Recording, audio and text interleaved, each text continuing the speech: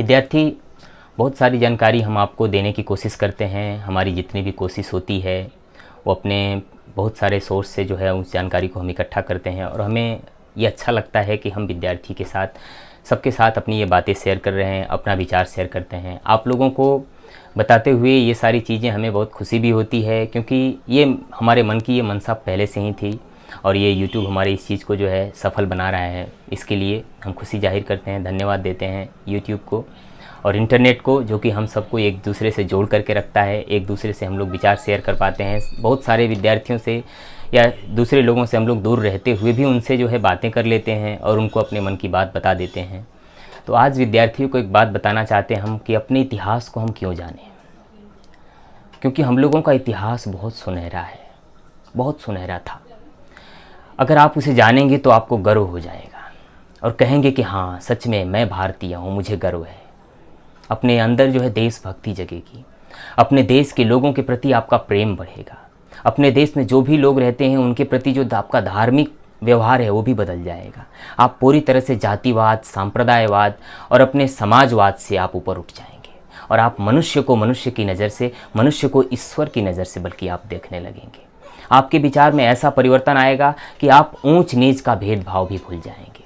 आप ये भी भूल जाएंगे कि हमारा देश ये वर्ण व्यवस्था को और नीच ऊंच जाति को मानता था, अछूआछूत की ये सब की जो है व्यवस्था हमारे देश में थी।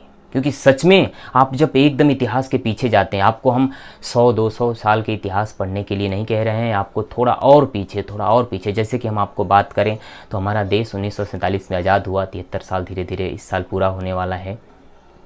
उसके 100-200 साल में जो भी हुआ आपको उसको जानना होगा, किस प्रकार से अंग्रेज या पुर्तगाली या दूसरे लोग जो है हमारे देश में राज्य किए। ठीक है, इसके पहले अगर आप जाएंगे तो आपको पूरा इस्लामिक स्टेट जो था वहाँ से जो लोग आए, बाबर, हुमायूं, अकबर, शाहजहाँ, बहुत सारे लोग, उसके पहले भी जो है बहुत सारे लोग आकर के यहाँ पे शासन किए और हमारे देश के लोगों को जो है गुलाम बना कर रखे, हमारे देश के व्यवस्था को वही चलाए। तब उसके पहले अगर आप जाते हैं, जब हमारे देश के राजा यहाँ पे रहते थे, राजतंत्र पूरा चलता था। 1947 से पहले जब हम लोग जानते हैं कि राजतंत्र था, 1947 के बाद जो है लोकतंत्र जो है हमारे देश में चालू हुआ। तो उस समय का इतिहास पढ़ करके आप लोगों के हमारे देश का जो शिक्षा व्यवस्था था, जिस प्रकार से लोग स्वतंत्र होकर एकदम स्वावलंबी होकर रहते थे, खेती किसानी करते थे, स्वावलंबी होकर अपने सारे कार्य करते थे, अपने मशीन से नहीं बल्कि अपने शरीर पर निर्भर रहते थे।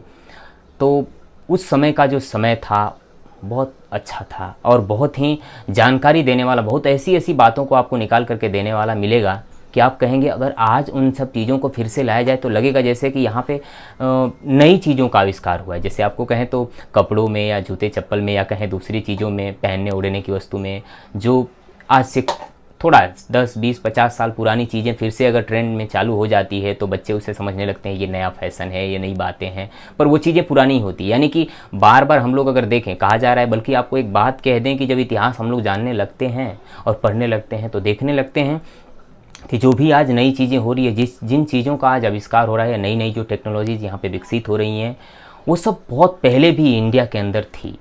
बहुत सारी चीज़ें थी जो हम लोगों को जान करके ताज्जुब होता है कि क्या मनुष्य के पास ऐसी ऐसी पावर्स भी होती है, वो सब जानने की इच्छा होने लगती है। तो इस टेक्निकल ज़माने में आज हम लोग जिस ज़माने में जी रहे हैं, अपने देश को और आगे बढ़ा करके हम लोग ले जा सकते हैं अगर आप इतिहास की जानकारी रखते हैं। तो इसलिए आपको इतिहास जानना चाहिए, अपने भारत का इतिहास आपको पढ़ना चाहिए, बल्कि वैश्विक इतिहास भी, यानी कि विश्व का इतिहास भी आपको जानना चाहिए, पढ़ना चाहिए।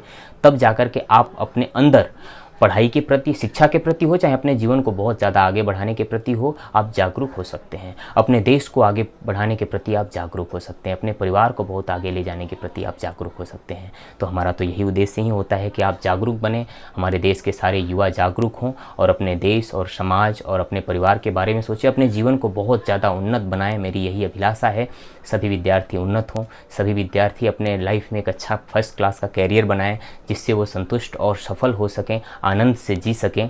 इसी उम्मीद के साथ कि आप हमारे वीडियोस को ज़्यादा पसंद करें और इससे ज़्यादा से ज़्यादा स्टूडेंट्स को शेयर करें। आप हमारे विचार को जितना अगर पसंद करते हैं उतना ज़्यादा शेयर कीजिए, जिससे अन्य स्टूडेंट्स के पास भी ये बातें पहुंच सके, उनको भी लाभ हो। यही हमारा उद्देश्य है कि जो है हमारे देश में एक पॉजिटिव एनवायरनमेंट बने, जिससे हम लोग जो है अपने देश को एक नए शिखर पर ले जा सकें। तो इन विचारों के साथ ही आपको इस वीडियो से हम अब विदा देते हैं, मिलते हैं अगले वीडियो में। आप खुश रहें, मस्त रहें, स्वस्थ रहें, तंदुरुस्त रहें। धन्यवाद।